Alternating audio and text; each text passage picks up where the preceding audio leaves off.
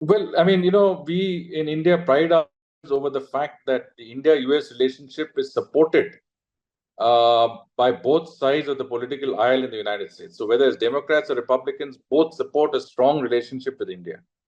And of course, I mean, even with India, there's consensus. Within India, there's largely consensus that a good relationship with the United States is in our interest.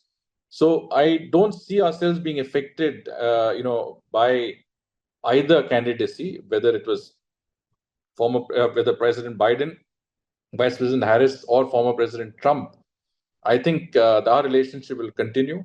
Our relationship will become stronger, and certainly, with either party's contender prevailing, you will expect that the relationship will continue to assume importance, or will continue to be regarded as important in U.S. Policy and strategy. I don't see ourselves being affected. Of course, there could be differences in approach. President Biden's policies have been very well focused towards India. He has he was the first to convene an in-person meeting, or the first to convene the meeting of the Quad at the summit level, and then in person.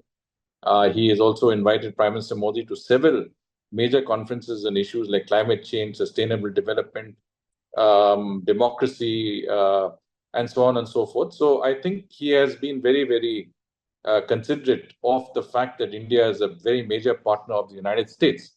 And that policy, I'm sure, will be continued by Vice President Harris, who has the added advantage of being of Indian origin, at least from from her mother's side, and no doubt that will provide an impetus.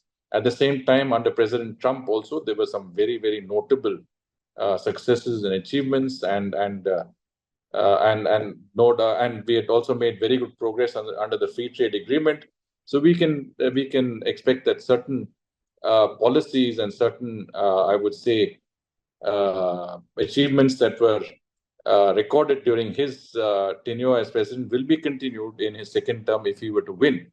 So on either side, there are advantages, and I think we are agnostic when it comes to the two sides of that political, let's say, contest in the United States presidential elections.